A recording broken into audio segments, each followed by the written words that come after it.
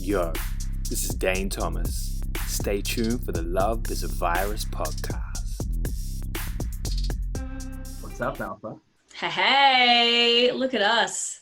Loving the aesthetics.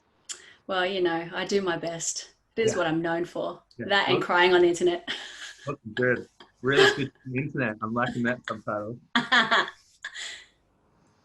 If you're, I keep doing this thing like, if you're listening to this in the future, and I'm like, hang on, wait, it won't be the future for you. It'll be the future for us. I forget that I said that. It'll be your present, but we're in your past right now, and you're in our. If you're listening to this whenever, because obviously it has to be sometime. Good. Hi. Hey. I Good got on ya. Mama on because she's really cool, but also what I'm doing with this podcast. That's where I'll start. Yeah. The general gist is I'm just grabbing people that are friends or at least close acquaintances that are doing something that I think is inspiring, that has some spiritual component to it, some business component to it, or some creative component to it, or in your case, a little bit of all of the above. Yeah. And, you know, it's called Love is a Virus, and it's really about like spreading better shit, spreading consciousness, spreading love, spreading awakening, spreading evolution. Yeah. And that's it. I haven't pre-framed this with Alpha. We're just going to do what we do because, you know, we're good like that. We love to talk shit. Yeah. And Good shit.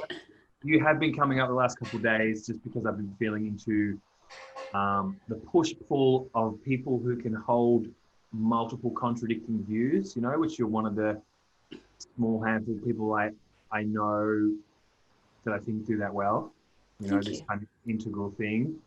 And also I'm really feeling into the kind of tension between business and art at the moment as well. So that's why I kind of hit you up right now. Yeah. But anything we get into is cool with me. Yeah, awesome. Yeah. So how are you? Mate, I'm good. I'm feeling really great. Like, to be honest, this, you know, the quarantine situation is not that different for me. I'm not really a very big social butterfly. I mainly stay at home a lot. My work is primarily online like yours. I see clients online. I run online programs. And if I'm not at home, then I'm in the studio. So that's a bit of a bummer that I can't get in the studio. But I went through the initial shock period, and, you know, like some other things happened at the same time, and I couldn't get my partner over here. So it was a bit of a downer initially. And then like the shock of like, really, we're not going to be able to travel overseas for like 6 months. Are you kidding me? Like, that was my initial, like, are you fucking kidding me? And then, you know, like anything, you digest, and then you just kind of sit with what is, and you make the best of it. Well, you know, if you're smart, you make the best of it. Otherwise you don't. But I feel like I've been super creative, and I feel like I'm in the space of, all these ideas are possible now without the stress of having to be, it's like, it feels like a buffer time for me where I can catch up on shit. Wicked. What are you working on? So many things. Oh my God. So one of the first things I did when I realized that this was going to be a very interesting time was I assembled a group of some of the music artists, the female music artists in my field that I think have a lot of potential, that give me goosebumps when I listen to them.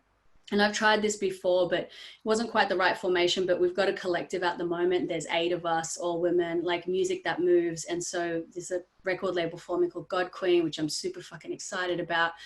So we're collaborating on a song together, and then we're going to schedule a release, you know, strategy for everyone to release their stuff, and like everyone's energy going toward one person and their release, but creating this real, like, you know, Wu-Tang Clan kind of like, you know, yeah, exactly. So that's one of the things that I'm really excited by. Another offering that's been birthed, which kind of happened accidentally, but now it's like the most exciting thing, is these song birthing sessions that really I'm just offering for primarily coaches, leaders in our field who already know what the essence of their message is, but want to immortalize that in song and art and music. So it's been fucking beautiful to just capture the, you know, when someone speaks without filter, it's for me, it's the most beautiful and poetic thing that they could ever say. And so I mine that gold, and then I work with them, and we turn that into a song, and there's like all these tears and vulnerability, and it's a beautiful thing. And then I've been like getting my production chops on, like put it in GarageBand and produce it into a little song and give it to them. Like, it's been so fun. So that's another thing I've been doing. Making heaps of art, and My Patreon has been really fun as another outlet for me, just to get more close connection with my fans, and another form of income as well. So just looking at different forms of income, because I'm not doing any live gigs or touring at the moment. So my mind has just been looking at, okay, well, maybe it's a little bit from here and a little bit from here and a little bit from here. And then let's see where that leads after this situation changes into its next phase. But that's what's coming to mind at the moment. There's so many other things, but I mean, I could fucking talk forever. So what's the next question? I don't know what the next question is. You know, I had this thing of like, I've been on like, I don't know, fucking hundreds of podcasts. And I've been gonna do a podcast for like, since there was podcasts, you know, since like, I fucking heard of them like 7 years ago, you know? Yeah. And somehow I never got around to it. This is something I did since I made music, right? Since I was like 19 and I rapped, I would make little albums on paper. Like I'd come up with a concept, I'd draw a little box, I'd even sketch a rough visual. Then I'd come up with sort of track type. It was always concept down, you know, it was always how I would create, you know? Okay, it's going to be a rap, space pirate rap album, you know? Okay, and it'll have some cool piratey rap puns for the names of the songs. And then, I know who'd be a good guest. This guy. Oh, I could get this guy to make me a beat. And I'd kind of build the whole thing in my mind. And I'd kind of be done, you know? Like the actual making of the thing was always like, oh, well, I kind of feel like I've made it already now. Like it's been birthed on like it's completely done here. Yeah. So I've been doing that with podcasts for years. I'd be bored somewhere at the airport and I'd be like, who could be on it? This person, this person, this person. Okay, the concept will be this. Okay, da, da, da, da. So this one, it's for me, I'll segue this into something relevant, so it's not just me ranting. For me, I'm really getting a lot deeper into my creative process in the last, especially this year, but it's something I started kind of invoking maybe about 18 months ago, right? I turned 40, I was getting these visions in my Joe Dispenza meditations of me doing crazy performance rituals.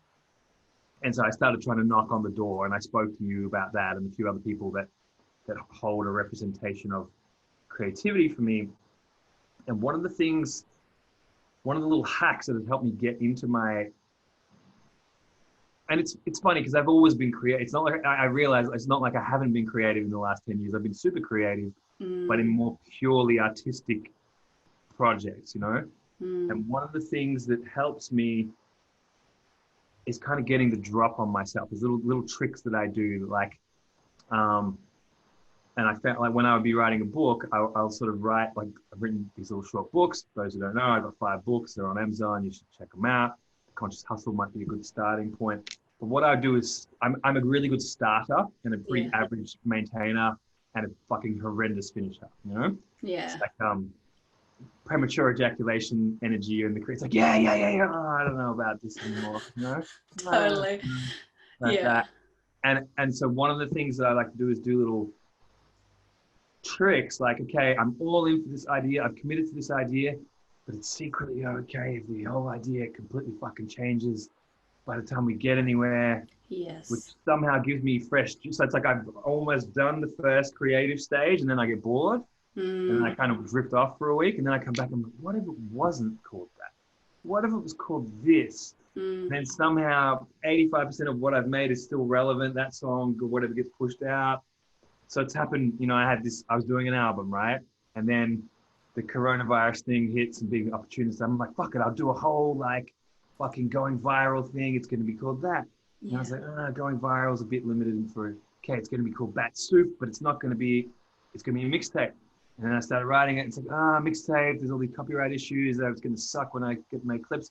It's going to be an EP. It's going to be the Bat Soup EP. And I almost finished that EP and I'm like, fuck, it's actually not called Bat Soup. It's actually called Black Dragon. There's a song on there called Black Dragon, which has more archetypal weight than everything else. And I'm like, this is the central idea. This is the central thing. And it's almost like I get this idea and I'm wrestling with it and I'm kind of spiraling it down. And sometimes it's really graceful. And sometimes I'm literally trying to beat parts of it in submission. Other times I'm more trying to surrender and wait. Yeah. But there is a definite sense of bringing it down into earth. Yep. And it's like permission to like totally lie to myself or create little false starts. Or like when I'd be writing a book, I do these weird things where I've written a third of the book, and now I'm bored. So what I'm going to start doing is start the whole thing again on a fresh page. Ooh, fresh white paper. I'm so enthused. Yeah. And then I notice I start sampling the stuff I've already written. And it's like, ooh, I started the book again today on day 3, but I'm already up to 15,000 words. It's like, yeah, because you actually, what you've done is rewriting the thing you already wrote. All these weird fucking things that I do. Yes. But they work. I feel you. Maybe I'd love to hear about, because I feel like particularly in music, you're a lot further down the path of how in touch you are. You know, you've been on the music thing solidly for a long time. I'd love to hear how you create. I mean, like that so many ways is the answer to that. There's not just one way, but I do have a few things that I've kind of learned over the years. What I've noticed, and I've spoken about this a few times on, you know, varying places on social media, live streams or whatever, but I found this kind of, I guess, system for creating art that for me feels like the perfect balance of these 3 elements. And I guess like the way I conceptualize it is there are some people who are extremely tapped in up here, you know, like these upper chakras. And so they tend to catch ideas really quickly. They tend, like I'm one of those people in some ways. I speak really quickly and I get very excited. The energy is very excitable and it's like, and then this, and then this, and then you can see patterns and this could fit here. And this is like very puzzle piecey, which is awesome. But what I notice is when you create from that space, a lot of people will miss it because sometimes the energy is like too fast for them. And it's a very high frequency as well. And so some people kind of can't resonate with that or can't click in because they might not be operating at that frequency. So then there's another way of creating, which I feel like is coming from the bottom, which is like the dense, it's like the emotional stuff. It's a lot of pain. It's like, it comes through like the earth, fucking pain body stuff. It's very emotional. It's a lot of tears. And usually everyone resonates with that stuff because we all feel emotion, right? And so you hear these artists like Amy Winehouse, you know, or maybe like Nina Simone, you know, like they're tapped into fucking collective pain body and all their stuff comes out and you just cry when you listen to it. Or blues singers, right? It's so rough and it's just pure fucking emotion and it's not very polished at all, right? So you've got from here and you got from there. Both are beautiful and valid, but what I like to do is, for me, I put it in the heart and that's where the alchemy happens. So the process of refinement and editing is where you show your love and your care for the actual artwork itself. The devotion comes in. So you ask, okay, does it need more up here or does it need more down there? Like, you know, and that's where your process of refinement comes in. And some people, they just want to run off excitement. So it's like, no, this is good. Boom, put it out there. But people don't connect to it because they don't feel it, you know, or some people do and some people don't.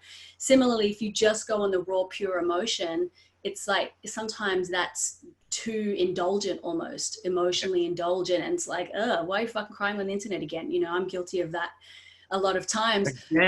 Again, what the hell, you know, or just purely emotionally charged.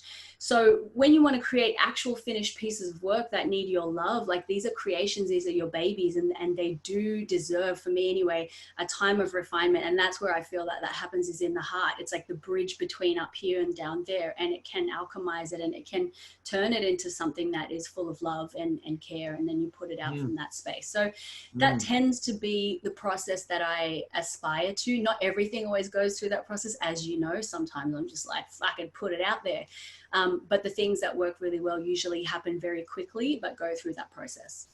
Love it. That's really beautiful. I think for me, it's very tantric, you know, it's very like, if we do the kind of mystery school tantric frame of like, you know, consciousness being the masculine and matter and vibration being the feminine, it's kind of like, you know, some people, like when I watch like singer-songwriter documentaries, it's like, I just had this tune in my head. And I'm like, that's been happening to me for the first time in my life, you know? Yes, that's so exciting. And so it's more of a vibration. It's a vibration came in, and because I'm much more developed on the maps, models, and mind creativity level, I'll often be able to take that vibration. Oh, that could be the chorus for the such and such song.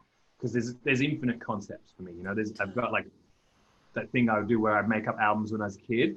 I could move so much faster conceptually than I could like vibrationally, you know. Like it's like, cool. Do you have 12 choruses? It's like, No, I just Yeah. thought of them. It's space pirates. That's the Yeah. whole thing. Duh. Yeah, it's very entrepreneurial. And as my entrepreneur is maturing, it's like, I was talking to you just before we got on of like learning to honor the things that have seemed like your flaws. Mm, You never finish anything. Oh, you're on this, then you're on that. It's like, yeah, that's a superpower as well as a.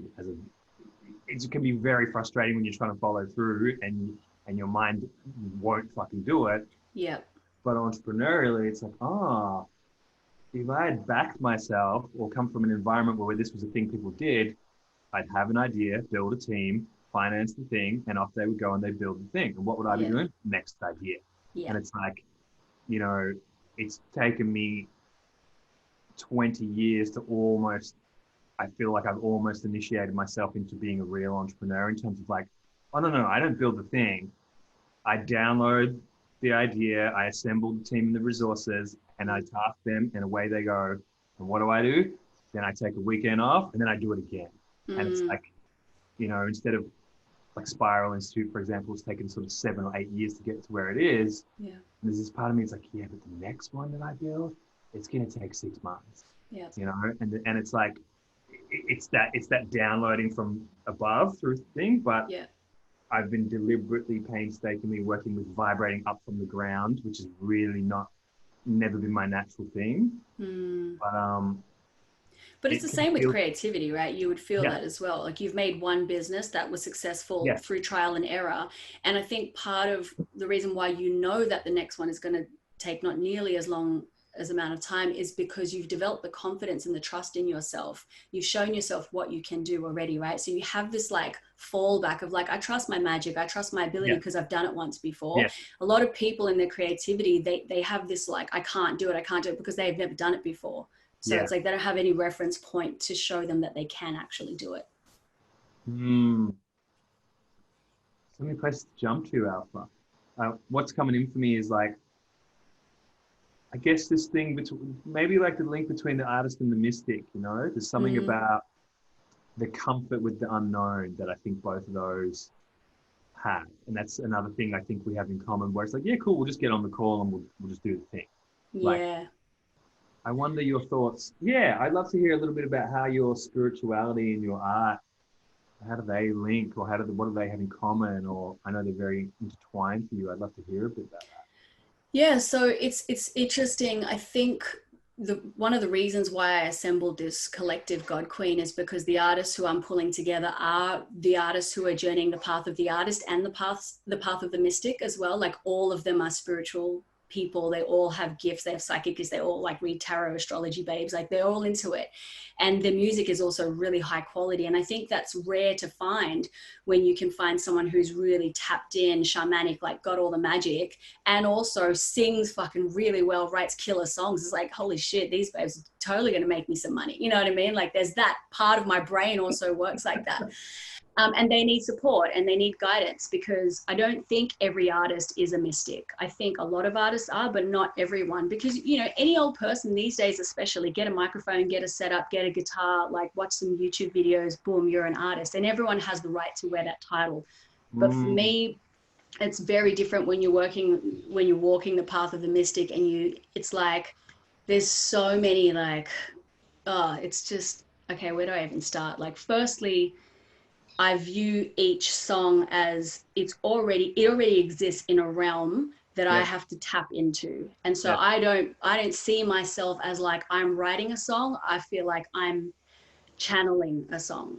And I'll often like, if I'm stuck with a song, I'll talk to it and I will ask like, what do you need? How do you need to move through me? Like, how can I best serve you, this artistic creation? It's like, for me, the first step of being a true artist, I mean, this is like what I believe is like, you fucking have to let go of what you think is good and what you think is bad, because your pursuit of what you think is good is what's going to make you the cheesy motherfucker or the overthought, blah, blah, blah. It's because you're getting in your own way.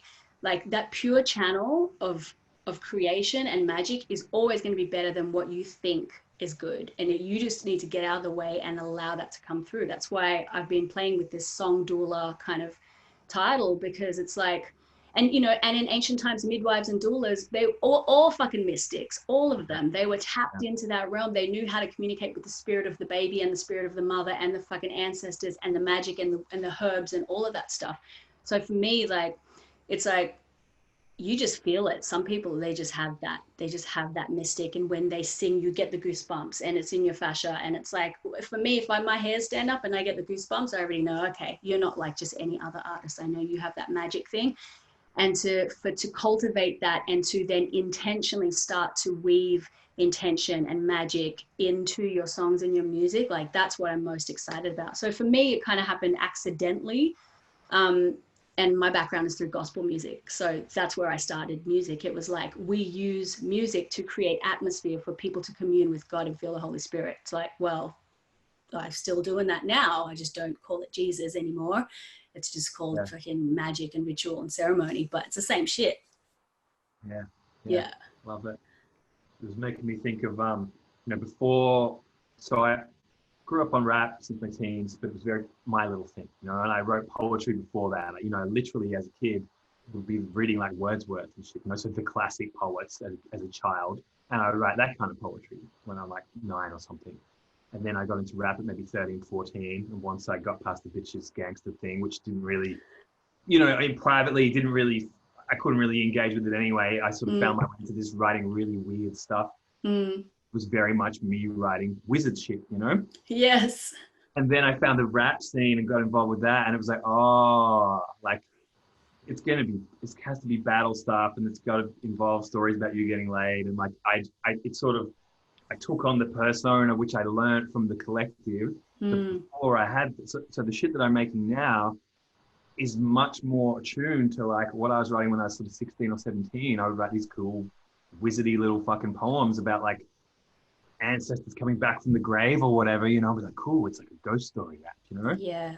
And it's almost like it's taken my whole life of deconditioning and building a certain level of self-confidence and integration to be like, hey little boy, you can mix wizard shit with rap shit with whatever the fuck you want. It's totally okay, Yeah. And weirdly, it seems like the world is totally ready for that, and it's very hard for me to tell if that's just the timing of the external reality, or if I had believed that the whole time, maybe the world would have been ready for it. I have this same thought so much. It's like we always think, oh, the world's not ready for me yet because I'm so special. Like this is one of the wounds that all artists carry. It's the wound of significance and othering self. It's like, I'm not like anybody else. You can't put me in a genre, and my genre doesn't even exist. The amount of fucking bios I've written for artists and press releases, I'm just like, okay, just tell me 3 artists that you're similar to. Can't find any. I've none. And it's just like, it's hilarious because we so want to be special and different, and it's cute. It's so cute. But actually, like the world just fucking feels what's good. That's the thing. As much as you want to get into marketing and PR and whatever, a good song is a good song. People will feel it. And that's why you see these stories of artists blowing up with one song, like Tones and I, she's got that Dance Monkey dance song. I don't know if you know. Okay, so I became aware of her a couple of years ago. I was at Splendor in the Grass. I was in Byron, and she was busking, and she had this busking rig. She just looked like, to be honest, like a Darrow, like full homeless get up. And she was just with her busking rig with the battery and the blah, blah, blah, and her keyboard. I didn't think her songs were that great, but she had a very unique voice. And I was like, okay, cool. That's someone to take note of. Fast forward to end of last year, she dropped a song called Dance Monkey, and it exploded like massively. It's gone fucking platinum so many times. Like it's just crazy, right? And if you look at her from a marketing perspective, the story that artists want to tell themselves is that, record companies or the music industry only want to sign you if you're young and hot and you're this and you're that. It's bullshit. They will sign you if you have a fucking good song that they can make money off. That's what they care about. And she had this one song that just went bananas. It triggered something in the collective psyche that just went, everybody loves this song. And so she's massive now, and it's like, I don't know. I think like the most important thing that we can focus on is just like be a slave and totally submit to the creations, like to the artworks themselves. And that doesn't mean like bash the shit out of them until they're lifeless, but like really serve them, Yeah, I love the what do you need piece. I definitely got some upgrade. Like things are flowing really well for me now creatively, and I re-listened to Big Magic not long ago, and it just like I listened to it ages ago when I wasn't creating much, you know. So to listen to it when I was starting to put a little bit of time in, and yeah, that thing you said about kind of asking what it needs, and I loved all the different people she's talked to, and like interviewing Tom Waits about how he creates, you know. I'm like, fucking so cool, you know. Like there's a bit in there about if there's one song on the album that's being rebellious, he'll clear the room and everyone get out. Okay, you listen. All of us are going for a ride. The whole family, we're all getting on this train, and you can come or you can not come. But I'm telling you, this train is ready to leave, and we're leaving without you if you don't want to come. You know, and it's like that's like. And then sometimes that song will be like, okay, and it'll come out. And other times it's like, well, I don't care. And the album, you know, the train of the album leaves the station. That's it. And some songs will get left behind, and that's okay. Yeah. It's partly training yourself, because it's all ego, right? And I think this is the thing, because we're on the path of, you know, the spiritual path. So we're constantly finding all of the reflections of our ego masking as different things. So masking as genius, masking as, you know, care, masking as this, masking as that. And it's just another layer of ego popping up for you to see, oh, okay, fuck, that's another limitation. That's another limitation. But like being precious about songs because you think, no, this is going to be, it's going to be so good. It's got to make the album. If I just fucking shave this off, I just add this, it's like, no, maybe that song, its life was just meant to live, you know, for that period of time, and that's it. And you performed it once and it didn't really go off, and that's it. Like, let it die, let it go. It's okay. Yeah. The I wrote a track. The first thing I wrote was called The Goddess Delusion, which you know. Oh, yes. And for me, like, it's cool. I'm happy with it now for what it is from a distance, but it was almost like the cleaning out of the dirty water in the pipe, you know? Yes. Because what I did was revisit how I used to write, like nearly 20, you know, 10 plus, almost 15 years ago. You know, I had a developed style that was very storytelling, intricate punchlines, multi-syllables and humorous images, you know, with a chorus that sort of sums up the theme, you know? So it's like a very developed one style that I developed well, you know? Yeah.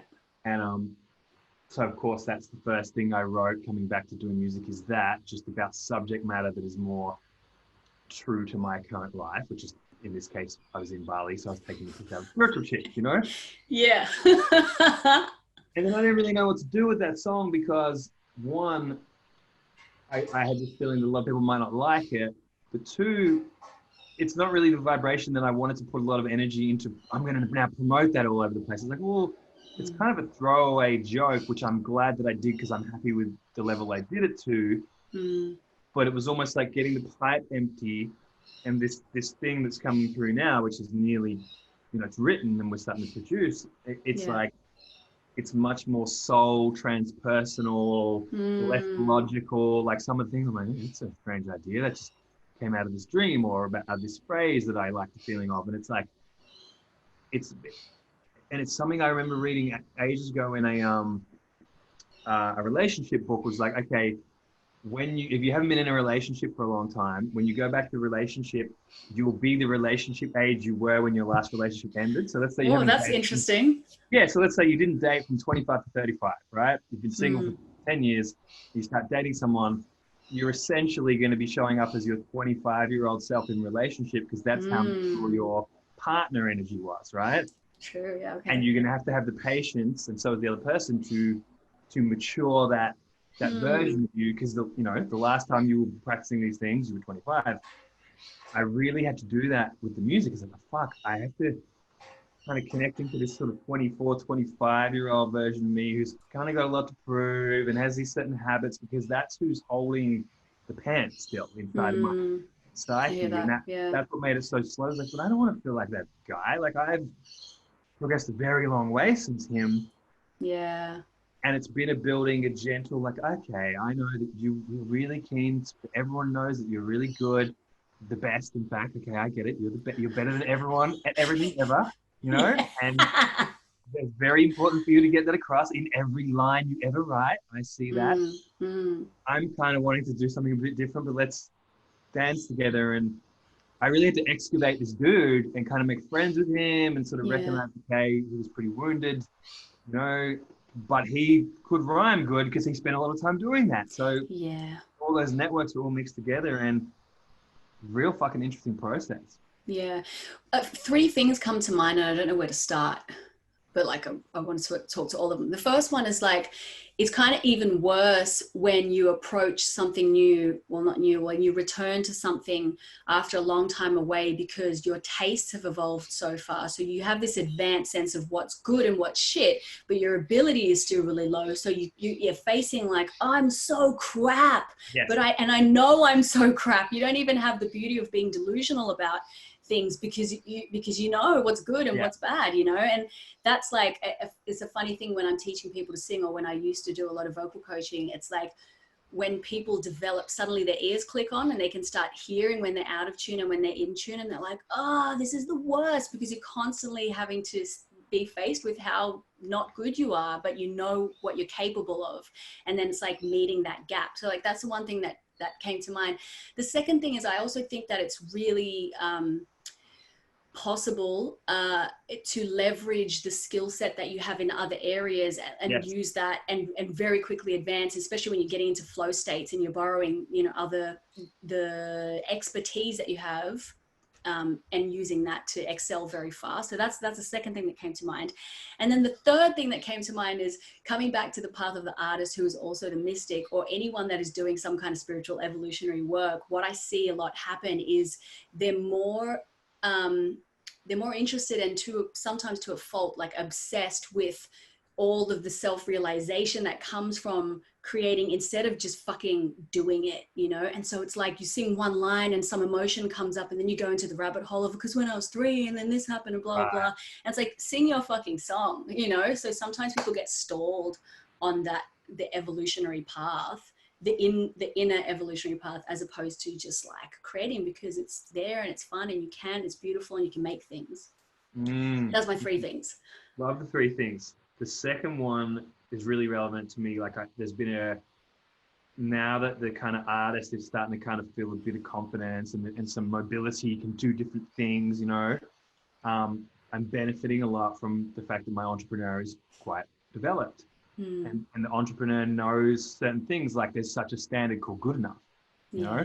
And it's a very thing that helped me, which is, you know, for anyone listening to this, the kind of stuff that I teach a lot of, you know. I think the perfectionism disease, which is really just a way of protecting yourself from ever doing anything, basically, and taking any risks. You know, I've beaten that through business to a level that I never really did in my sort of young music career, because I've had the opportunity to execute and complete so many things, leave some things dead by the wayside, move on, next thing, that was fucking hit, that worked, we sold 100 grand of that, awesome. Yeah, that thing never really kicked off, doesn't matter, because there's something more. It's almost like the entrepreneur has a ruthlessness for me that my artist didn't, and I thought was very unartistic, but now my artist growing up, I see he's the same. It's like, this one ain't gonna make it. We're gonna leave this child behind for the good of the rest of the album, kind of thing. Leave him on the mountaintop for the vultures. Totally. You know, I was listening and I thought that was a core part of this message, but you know what? We don't fucking need a story about whatever it is. That can be over. And maybe a lot's been happening for me there's an archive folder where it's like, you know, I feel confident to trim that fat now because we'll put it in the archive box. He can be recycled later on. Yeah. It's got something, you know? Yes. But maybe I'll throw it to you. You know, how is your journey between the artist and the entrepreneur? How do they relate to each other for you? How do they relate for me? Well, is there a tension between them? But let's start there. Do you find a tension between those 2 parts? Yeah, definitely. I would say that they're not best friends. I can feel when I'm heavily in my entrepreneur and when I'm heavily in my artist, and the different patterns and emotions that come up related to them. Like when I'm in my entrepreneur, I tend to be very fiery. That tends to be the energy. And it's like, I don't give a fuck what you think, and be quite inflammatory online and have opinions and very certain about what I'm doing. And just this is fucking what I'm doing and I'm backing it. And this is what I charge and blah, blah, blah, you know? And so there's not a lot of vulnerability there in some areas, because the certainty is what gives me the blinders that I need to just stay focused on what it is I'm doing, which is I need to fucking make money, right? And I don't care how I do it, this is how I'm doing it. So that's one archetype that, you know, like I have an interesting relationship with, because I don't like to be in that all the time. And it doesn't serve anyone if I'm in that all the time. As soon as I go into my artist, just this whole wave of vulnerability comes over me. And all of a sudden I'm so sensitive, and anything anyone says about me is like, so like, you know, it's, and I'm constantly writing poetry all the time. And I'm, you know, going for a drive and I have to pull over on the side of the highway because it's like this thing wants to come through me. So, and when I'm in the artist, I don't give a fuck about money. I don't care about, I don't want it. I don't need it. The only value that it has is that I can use it to make more art, you know, and it's very low on my priorities list. I'll be homeless. And as long as I have a way of creating, I'm happy. And so, you know, like they're very different energies to hold at the same time. Right now, I actually feel like I'm in quite a good place with my artist and my entrepreneur. And I think there's something about this time, and maybe just where I'm at, where it makes sense for the first time. Like a lot of my music artist friends, they're having to go on Centrelink and get the JobKeeper stuff and blah, blah, so that they have recurring income, because most of them did live gigs. That's where their money came from. So no festivals, no venues, they have zero income. Whereas for me, I'd already transitioned out of that. I wasn't even making much money from live gigs anymore. Really, it was more online programs and one-on-one coaching work. So for me, I knew, well, that's the thing that I know how to do, that it was just a matter of honoring the authentic place that I'm at right now, like where my values are and what I really fucking believe in, and making an offering that suited that. And also my values in terms of, well, if people can't afford things right now because they're going through a struggle, well, who are the people that can afford it? And can I make something that they would want? So that's kind of where my head went. Hence these song birthing sessions, because I saw a lot of coaches were like, nah, nothing's changed for me. Still fucking making money, still being a leader, still preaching my message, still got clients. If anything, more clients are coming to me because I'm holding the certainty and I look like I know what I'm doing. And I saw that, and I had a bit of an existential crisis for a little bit, because I was like, fuck, where do I sit with this? Like, where do I position myself? And so in the end, I was like, okay, what I'm going to do is create two different offerings. One is for people who have the money and who need art. And one thing I love about this time with quarantine is everyone is valuing art more. Because you're stuck in your fucking house, you can't do anything. You need art and entertainment and music. Yeah. You need it. So it bumps up on your values list. So me speaking to it, it's like, oh, actually, yes, I do want that. I need that, because you need that escapism, you need that entertainment. So that was one thing that I did with the song birthing sessions. And the other thing, which is about to launch in a couple of weeks, maybe 3 or 4 weeks, is an emerging leadership program. But it's for, you know, primarily women, but not exclusive to women, who want to step out as leaders, who feel like they're called to leadership, but they're not in that place yet where they're certain. They're still like finding, well, what are my values? Where are my ethics? And, you know, what are my skills, blah, blah, blah. And the way that they learn leadership is by actually facilitating in the areas that they're already strong in. So the curriculum itself is shaped and formed by whoever the participants are. It's like, all right, cool. You write a list in your application form of what your skills are, what your gifts are, what your fucking strengths are, blah, blah, blah, what your trainings are. What are the areas that you're weak in? And then we create the curriculum based on that. And that's like a low priced offering. And you have the opportunity to make money by delivering as well. So when you facilitate your bit on, let's say you're really good at embodiment, people come to your part, then they can tip you and pay you. So there's a way for you to make money, and there's a way for you to also be supported and held and to grow. And for me, that felt more ethical and more aligned to my values, and not just this kind of top-down method of, I know everything, let me teach you everything I know, which is very like pyramid, you know, hierarchy. For me, I'm moving away from that and more into this, I guess, Aquarian model of like, no, I don't fucking know any better than you. I know better than you in some areas, but you know better than me in some areas. So let me learn from you as well. And I'm just going to hold the container and initiate the idea and hold the energy of it, but give people an opportunity to step into their fucking genius and learn from one another. And I want to get paid too. So they're the two things that I've been playing with at the moment. Super cool.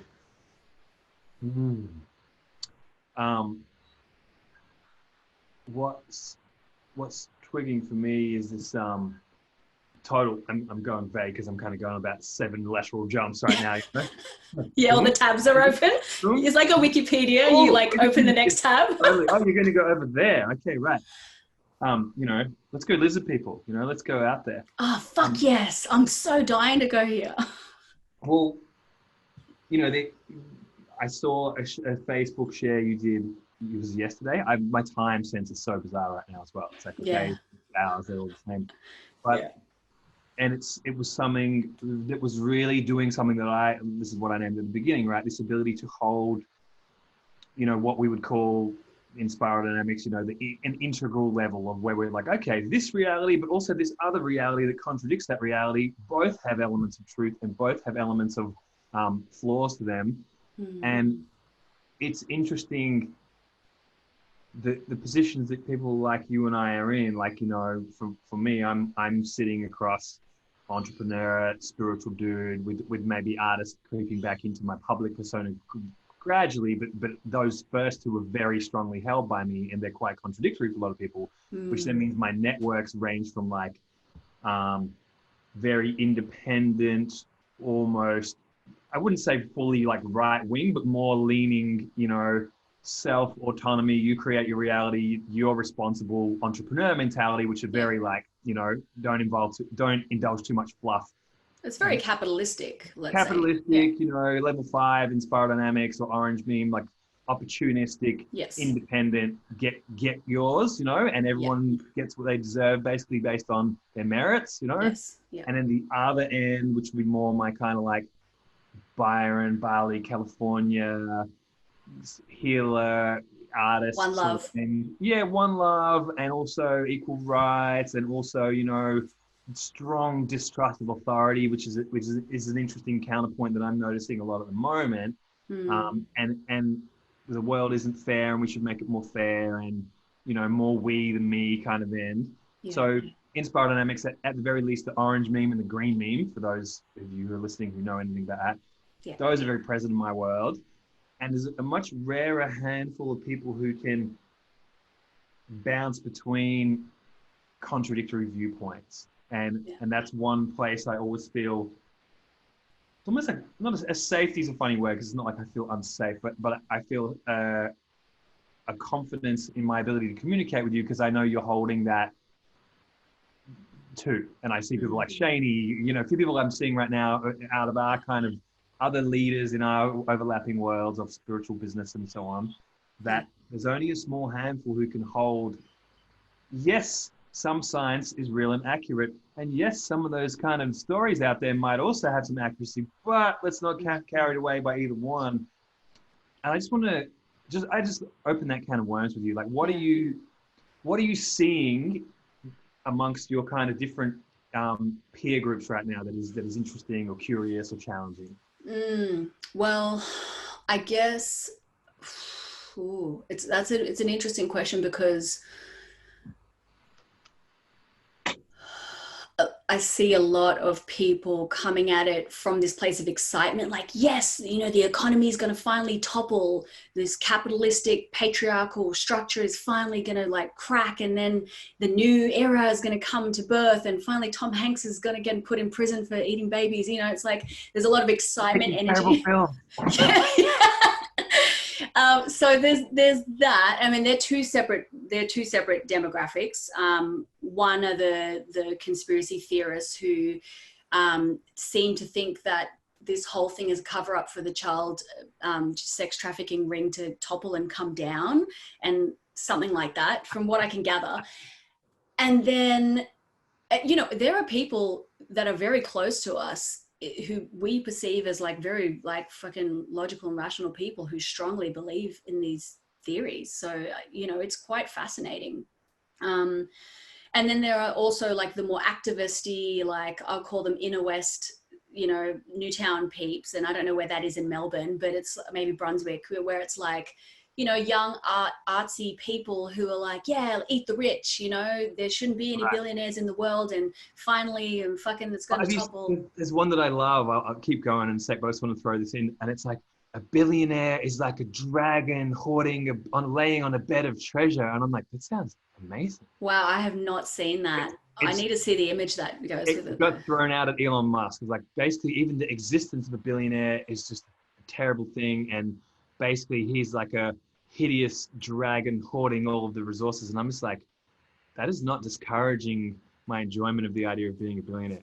Yeah. But please continue. Please continue. Well, what I love about it is there's so many points of view in my field that I have access to. You know, Yeah. it's because my dad is he's a Christian pastor, right? So there's that point of view, which is since I was a kid, he's been talking about the end of days and Revelations and the mark of the beast, and you know everyone's going to eventually get microchips, and if you say no, then you'll be condemned to jail or whatever. But then the rapture will happen, and Jesus will take up all the Christians, and then the second coming of Christ. So this stuff happening, I'm just like, could probably be that, it's like maybe it is. And I can imagine that if you hold that point of view, you would be feeling pretty fucking worried at the moment, like, shit, is it all going to come crashing down? Like, has the rapture already happened and I didn't get chosen? Like, will I get, like pick me up.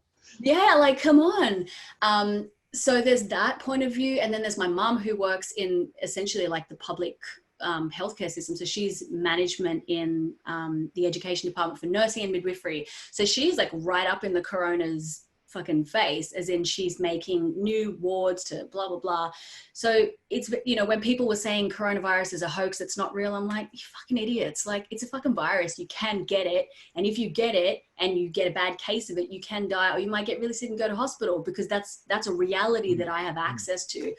So because I have access to all these realities, for me, it's like, and because I love these people and I see their sentience and I see how intelligent they are, and I'm like, well, maybe it's all true to a degree. Like, why could it not, like, why does only one thing have to be true, And for me, it's just like, I don't know, like, I don't feel like I feel any safer when I just believe one thing. It doesn't give me any sense of certainty or safety. It just makes me feel like, all right, like, I choose this. I don't know what it is about, but I just feel like, yeah, it could all be true. But I'm one of those crazy people. I'll even entertain the fact that the earth is flat. Like, I'm happy to go there and have a chat about it, Right.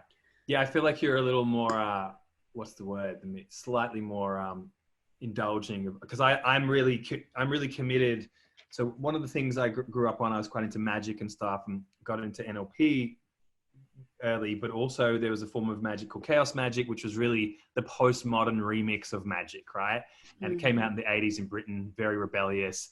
And so instead of like, you should be like a Wiccan, or you should be like, in the Golden Dawn and do the complex ceremonies, or you should be a voodoo priestess. It's like, you can remix all of this shit together and take the parts you want, and it's all good. You can do a ritual with like characters from Star Trek as the gods and goddesses if you want. It will still fucking work, Yes. And it was the first taste of like integral thinking that I really got. So one of the practices chaos magic would tell you to do is like get 2 books or 2 magazines that have the opposite premise, and read a bit of one and then read a bit of the other. So maybe like guns and ammo, and like a sustainability vegan magazine, activist magazine, and read a paragraph of one and like feel it and believe it, and then read a paragraph of the other and feel it and practice these contradictory realities. Yes. And basically get a collapse of, Robert Anton Wilson calls it being model agnostic, like no one model should be allowed to dominate you. They're all just kind of little hats you can try on. So I conceptually try to live by that. Yeah. But I also, I don't know if it's to protect my sensitivity or just I don't like getting my time wasted. I can be quite intolerant of like what I consider. Yeah, I'm like, okay, goodbye. Yeah. Like, well, I think that maybe where my discernment comes in is like, I still come across like thoughts and beliefs and philosophies and theories that I scoff over. I'm like, that's ridiculous. It still happens. Yeah. But at the same time, I like, there's a certain humility, and I know some people are like anti-humility, but for me, like, there's a certain anti-humility. Well, Leah's very anti-humility. She thinks it's like humble. The word humble is stricken from her dictionary. She doesn't like it. She's Shout out to Leah Steele, ladies and gentlemen. Shout out to Leah Steele. So, like for me, I think there's a beauty in the humility of recognizing there's so much shit that you don't know. Like, and you don't know if you don't know. So because you don't know if you don't know, how the fuck can you be certain about anything other than what your present time experience is? So for me, like, I can back an opinion if I have it in this current moment, knowing that I might come across a new piece of information that totally blows that opinion like out of the water, and it turns out I was wrong. And like, I think where a lot of people get stuck is you know, being right is surviving, being wrong is death. So therefore, like, they cling to this sense of like, no, this is true. And I don't even want to potentially find out any information that would make me wrong, because wrong equals death, you know. But whereas for me, Right. I'm more like, I'm probably going to find out that I didn't know all the facts next week, and then I'll have to change my mind. Do you think that there is a correlation between those of us that do a lot of consistent like ego death and self deconstruction are maybe a little more open to this? Possibly. Like, yes and no. Like, I think that, you know, doing the spiral, emotional clearing, or any, you know, any kind of like self-reflective work, if you're doing it right, then definitely that is the goal, right? For me, like, and people have different goals in their spirituality. Like for me, I do spiritual work because I believe that the being is separate to what they're being, if that makes sense. You know, what we are being is performative. It's like, oh, I'm this character, I'm this identity, I'm this, that's made up of conditioning and blah, blah, blah. Some of that is the mind and some of that is whatever. And so for me, like, my goal is to really come to understand that I am not the things that I'm being. I'm something beyond that. And I may never get a full embodied, you know, experience of that, but that's what I'm looking for. So everything other than that is just like, if I'm a fucking pinprick of consciousness looking out into this projected reality, depending on where I stand or where I position myself, it's going to look completely different. And that's like a framework that I personally hold. But I think it doesn't matter how much personal work you do, unless you get that fundamental framework, then you're always going to think your subjective reality is true and it's real and it's right and it is what it is. And for me, I think maybe I'm just a little bit less attached to that, because I feel like, no, I'm a fucking spiritual being, which is the fucking source point of consciousness, like, that doesn't even have a name or a fucking body, it's or whatever. The vibratory field, the nothing, the whatever, that level. Yeah, which is interesting, you know, which is one thing I haven't been able to figure out exactly, is like why a lot of the like ayahuasca and psychedelics crew are so fucking paranoid and crazy, you know, because they, by my logic, should be clocking up quite a lot of non-dual experiences and ego dissolution experiences. But they also seem to be the most susceptible to like conspiracy narratives. Totally. Well, I have a theory for that. It's like kind of twofold. One is the crazy path. The other one is probably a little bit more centered. So I'll go with the centered one. So you know how you always talk about, in your words, it's constraint removal, yes, and skill development versus constraint removal. Yeah. So, because I have a background in Scientology, that's where I kind of came into like this way of thinking. And L. Ron Hubbard talks about, he's got like two bridges essentially. One is training and one is processing. So processing is the shit where you get your shit off, right? So I would say ayahuasca, whatever, that's a form of processing, right? Because it's like, it's a process where you have some experience and it changes you, alchemizes you, whatever.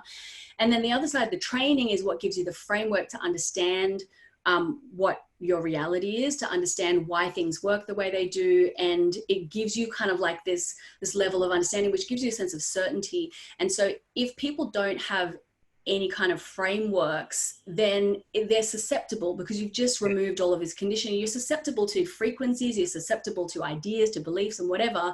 And so if you get an idea or a belief that makes you feel certain, or that gives you a sense of anchoring, of course you're going to adopt that. So it's like whoever gets in there first, that's kind of what you're going to cling to.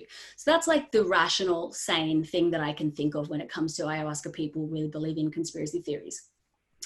I also have like, okay, because we can talk about past lives, because you were talking about reptilians, though I want to bring it back, like way early on, you said, let's go to reptilians. And I thought, fuck yeah. So I have like a pretty strong access point to past lives. If I go into processing, often I'll go back into past lives. Are they true? Are they not? Who knows? That's not what I want to talk about. But in one past life, I had this fucking journey where reptilians were trying to program us, and it was amazing. It was like this Amazonian fucking tribe that I was living in, all women. And then they impregnated us through the ayahuasca.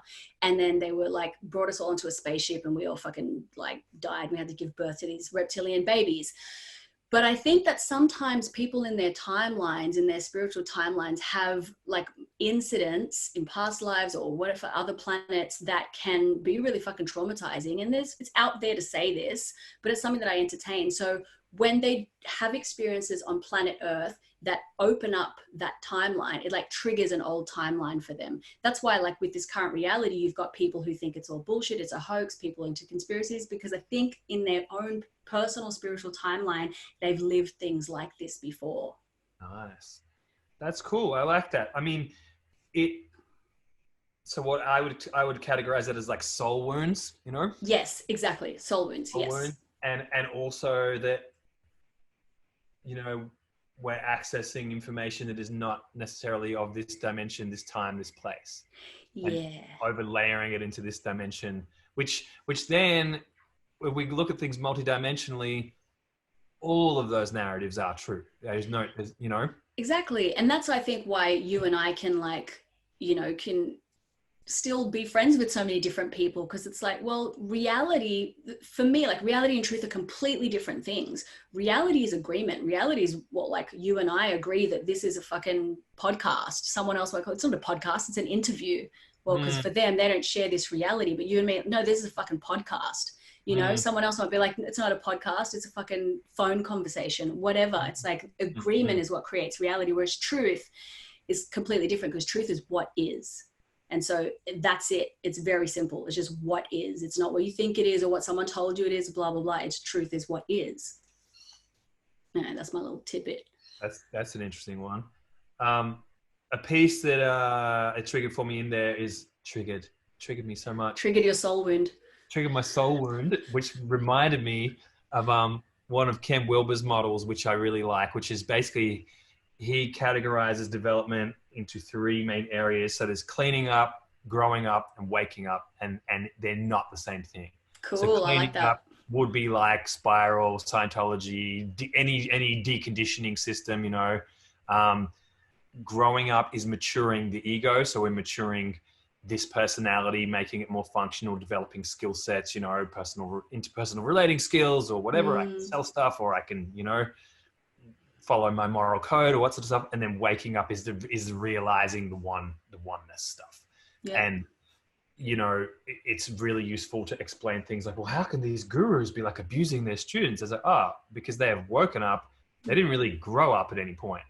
You know, this guy's sitting in a cave from 15 years onwards, pops himself open, and spends a lot of time in oneness. Yes. At what point does he develop sort of healthy psychosexual dynamics and social skills and understanding of fairness and morality? Like that's it. He doesn't get any time in that, actually. That's why you see some crazy people who've done a lot of ayahuasca trips who are still sex deviants and predators and all sorts of things, you know, like it's because, yeah, like there's this, I agree with that, the three categories. And in Scientology, it's like there's the training, like the training I would say is the growing up, learning things, blah, blah. And then some people, there might be OT8, which is like really high in the Scientology bridge, but I don't know if they've ever had that like popping out of yourself moment. Whereas like for me, like I had those popping out moments when I was a kid, you know, going for a walk around the fucking block, you know, it's like, I don't know if you can give someone that. I don't know if that's something you can teach or give. Well, I think, you know, I've been going a lot more into some of the Western esoteric and the Western mystery school teachings the last sort of 2 years, which are really good for explaining evolutionary awakening, you know, because there's a model of soul development over time, you know, over various incarnations that the Eastern traditions are really developed for explaining radical awakening. How do you just pop into Buddha consciousness or God consciousness or whatever? Yeah. They don't really do, okay, you've lived 373 lives and then this happens. And then you go through kind of spiritual puberty and then you get to this next level. It's very Western to like do this like linear scale. thing. Yeah. Linear scale, which, so the evolutionary awakening journey, if we follow the like Theosophical Society model, which is the kind of it seems to be the most modern synthesis of all the old mystery school teachings. It's the dominant one that I've been tracking. It basically is saying that, like, you know, that we come into this life at various levels of development to start with. Yes, so I agree with that.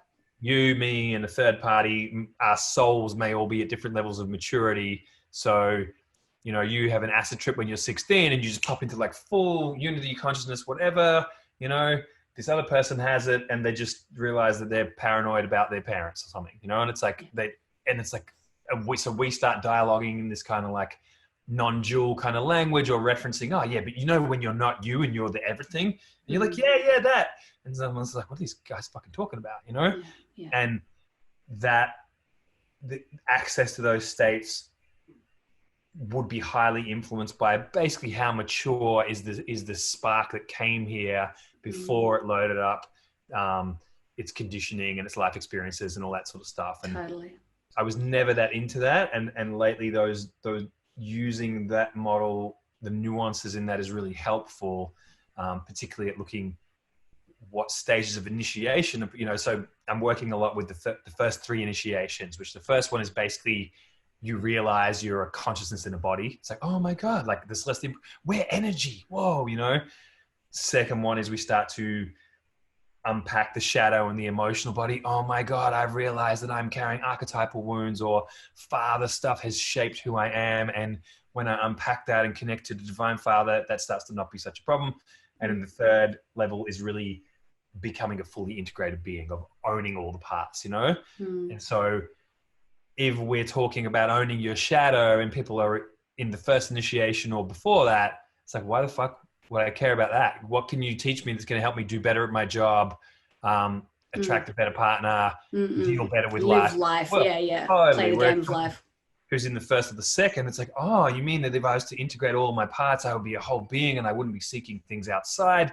Then I could really get on with my like soul work. Well, that's clearly the next step that I want to do. Like, it's a different stage of the journey why anyone would even want that, you know? Yeah, you're thinking beyond this one current lifetime in this particular body with this particular identity, right? You have the capacity to think beyond. And particularly, and the fourth initiation, which I'm not so much worrying about in the stuff I'm teaching, but is people that are, you know, people like Bruce Lyon and stuff, he's teaching lots of stuff to do with, that's when even the soul starts to hand over to the cosmos or to the void. And it starts to accept that its life is temporary and its purpose is micro compared to the big thing. And so even the soul starts to bow down to the infinite and go, okay, you know, in the same way the ego surrendered to the soul then goes, okay, I surrender to the force underlying everything and I will be your servant. So I'm going to even drop my soul mission that may have been obsessed with for 500 lifetimes. It's like, actually, even that's coming from a wound of separation and even that's bullshit. So I'll put myself on the altar and be, you know, a servant of the universe itself, basically. Makes sense. Something you said earlier, I was like, okay, because, you know, when I think about language, right, is like language is just codes for our perception of reality or our understanding, right? And then that's how we communicate it. So like often when people are speaking to me, like I'm receiving the words, but like I'm translating the essence of what I feel I'm receiving into language that I understand, if that makes sense. So I'm like constantly like, what does that mean for me? Blah, blah, blah. Something you said where you said, I'm consciousness in a body, I'm energy. I think for me, and you know, this is probably what I've got from Scientology, so maybe it's still Scientology dogma, but it feels true for me. And it's this distinction between the spirit, like Scientology would tell you that the spirit is not energy. Spirit is an awareness of an awareness unit. It was consciousness, essentially. Consciousness is awareness, right? So it's not an energy itself, but it is, like if you're talking about energy, you're talking about wavelengths, right? So we can emit wavelengths, we can transmit wavelengths, we can play with wavelengths, we can play with energy, we can play with, you know, we can create energy, we can cultivate energy, we can remix it, we can throw it around, we can make shit, we can condense it, make objects, blah, blah, blah.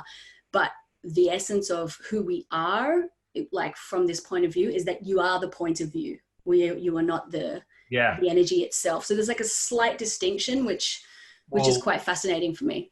It's that makes Scientology an ascension-based system, or so basically anything identifying us to consciousness would be, you know, an up and out or a sitting back from. It's kind of a masculine quote, you know, rabbit ears model, and then to be more in the energy itself would be a more descent-based or you know, it's more of a Shakti, you know, it's like, I am vibration. I am the life force. I am, you know, feeling. And so it's, for me, a fully tantric framework would be to bring those both together and be like, oh, like even in kind of like classical tantra, it gets tricky because there's like Shiva and Shakti, which are opposites, but then there's a bigger Shiva, which is the Shiva that is both consciousness and matter integrated into.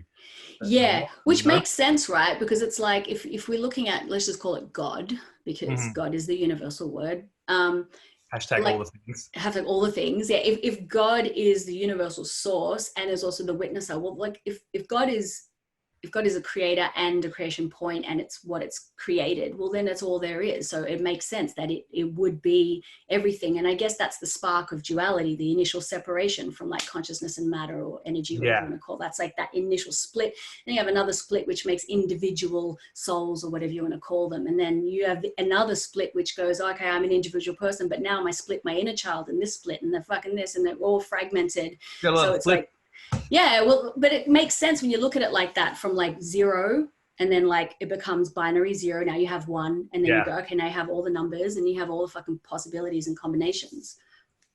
Yeah. I know, I just went a bit meta, but yeah. Well, it's funny because as you're doing that, I'm seeing like, you know, the Hebrew Kabbalah, it's like the one emanation breaks into the 10. So the one is the one, and then it breaks into the 10. If you look at, the Taoist model, you know, it's like we got the 5 elements, which we can boil down to the 2 of the yin and yang, which really is the one. You know, it's like basically that's whatever culture we pick it from. There's all these fucking things. Oh, but those things can be broken down to the 4 big things or the 5 big things. But if you look at those 5, they really could be the 2 big things.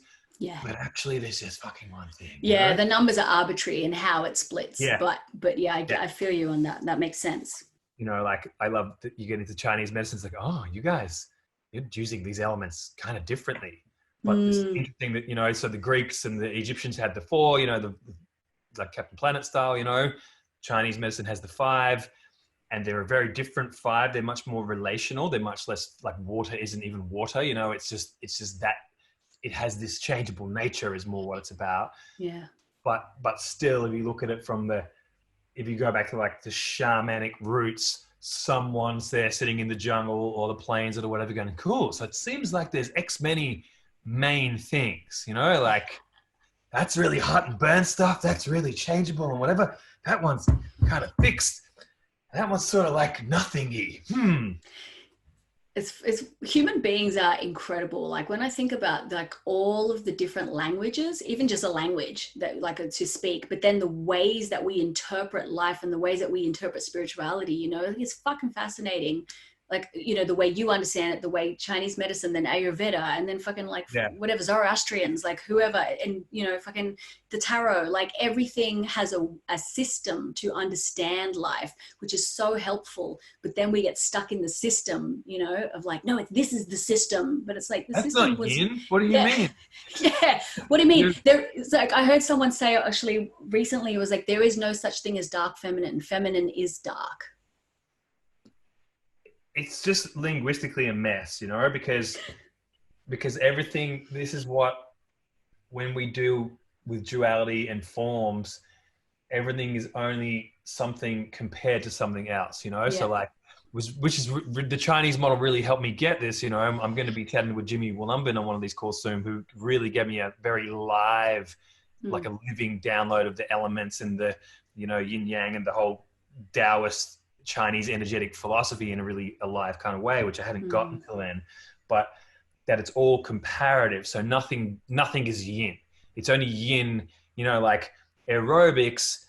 Well, you might say that's yang. It's like, well, it's yin compared to smoking crack and, well, kickboxing. That's very yang, you know?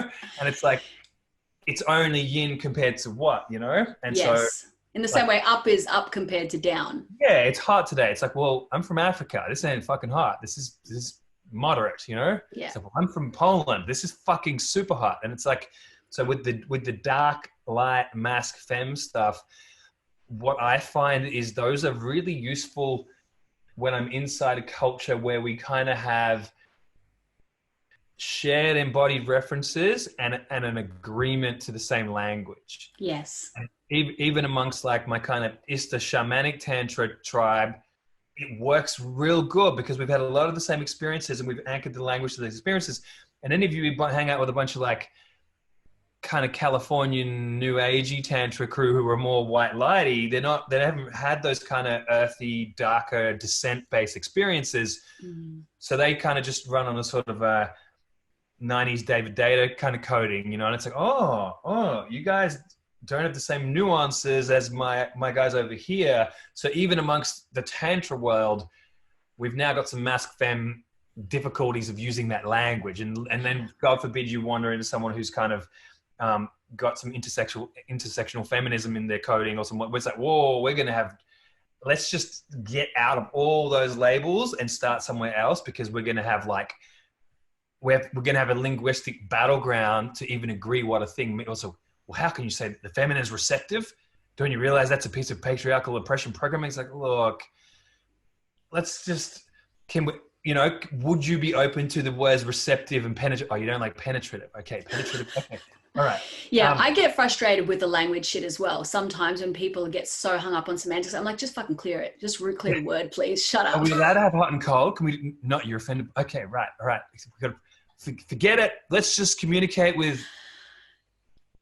And maybe, but two things, like maybe that's why the, Zen Buddhists like don't say much, and there's like the calligraphy of Zen where you just like do the perfect circle and then you just somehow, and that's why I love art, because art can transmit a fucking thought, a feeling, a state of being, an idea, a concept in a very abstract way, but you get it, or if you don't get it, you get something inside yourself, which is also fucking valuable. Yeah, that whole model you kind of referenced before, the light, dark, masculine, feminine, like what in ISTA 2 is called the cross temple, right? Like these breaking everything into these 4 elements that can house everything, which is a model I've loved.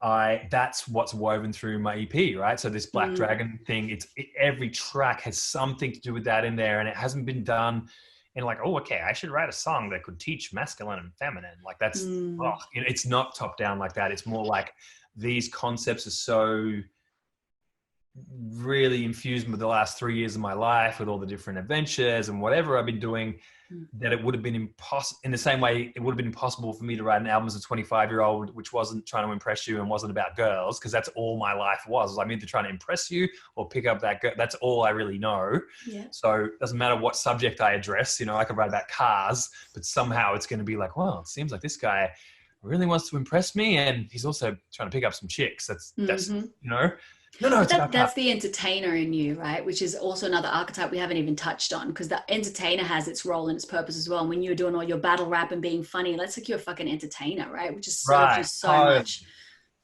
But what I'm finding, to loop back to what you're saying, is, I did my first proper show that I felt like was a transmission of me at the beginning of last year at a Tantra festival. And I did like a free form ritual for an hour, which involved me like throwing random, hey, who wants to be Ganesh? Okay, and I throw out a random Ganesh statue. You're now Ganesh. You're holding the earth point for this room. And it was a very freestyle, comedic anchoring of the 4 directions and the elements, right? And I just pulled objects out of my bag. This is a crab. Who here is a Cancerian? No, but I recently broke up with a Cancerian. You represent Cancerian and the water in this room. Catch, like you're feeling emotion and anchoring the room. And then did all these weird chants and freestyle. Okay, we're grouping the group into this, this, and this. When it finished, this guy was like, I've been at a Tantra festival for 3 days and I learned better about what masculine and feminine is in that, what we just did.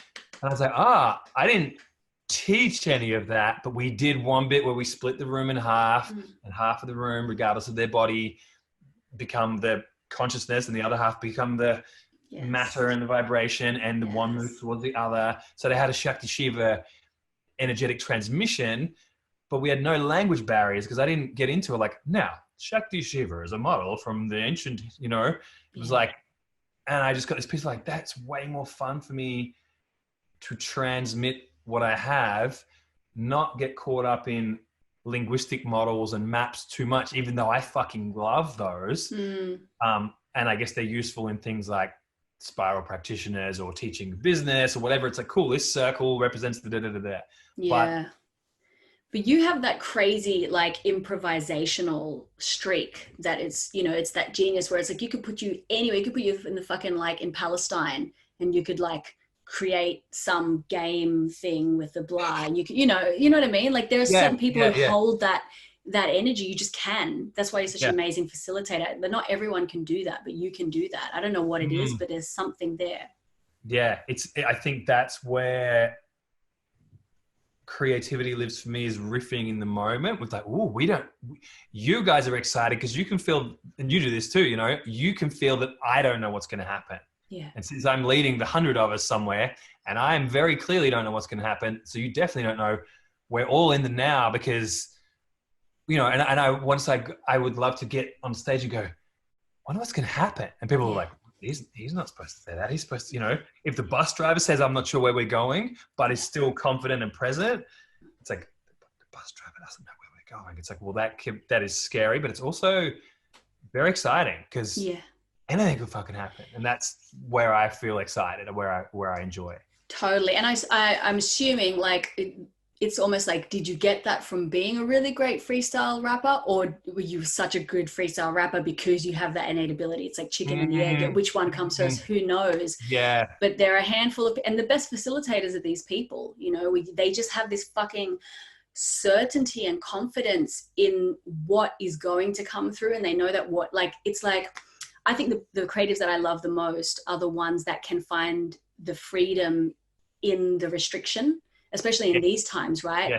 It's like, build a house, but you only have a pair of earrings and a hair clip. Like, okay, what can I do? Give me scissors, I'll chop it up and blah, you know, or whatever. Write a song, but you can only use 2 words and 1 chord. Like, it's like when you have these, like, whatever you've got, you know, you can fucking make something from it. Like that. What is that called? Fish sticks. Fish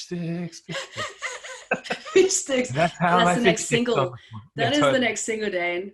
Totally. Yeah, Black Dragon and Fish Sticks. You actually owe me a song. I think it was Pigtails and something in Pigtails. What was it? Oh, it was like some multi. It was Pigtails and Zigtails. Something else that runs. Yeah, something really good. But yeah, you got to send me that song.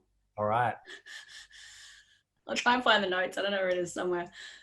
Anything you want to wrap with? I think this is a good place to wrap. Anything you want to take out of here? What are you looking forward to out of what's going on in the world? What do you think? What good is going to come of this? Well, firstly, I want to do a little plug. So on the 9th of May, I'm doing an online Church of the Goddess, and I've changed the spelling of Church of the Goddess. There's like an X instead of the U in church, and there's an X instead of the E in goddess, because it gives more ambiguity for self-definition. But we're doing a service. And one thing that, like you were saying, you just like love getting things out, and just, I love that too. But something that I hold really important is like quality and like excellence and, you know, the aesthetic and beauty. So this particular Church of the Goddess service is the emphasis is on beauty. So like it'll sound amazing and it'll look amazing, and the quality of people who are contributing is amazing. We've got Kylie Ryan on the first one, Yana Faye, Atlas Talisman, and Alice Knight, and myself. So that's the lineup. It's going to be music, transmission, embodied prayer, like all sorts of cool shit. So that's on the 9th of May. As for what I think is coming out of this, it's really hard to say. I personally believe that anything you can think of already exists in some shape or form on this planet. Like people live under the ground in fucking tunnels. Like that's already true. So anything could happen. For me personally, like I'm holding 2 realities. One is the reality of this is going to blow over. I'm going to be able to travel again. I get to meet my boyfriend. We're going to create a home together and continue life as normal. Maybe it's a cashless society. Okay. The other one is, this is it now.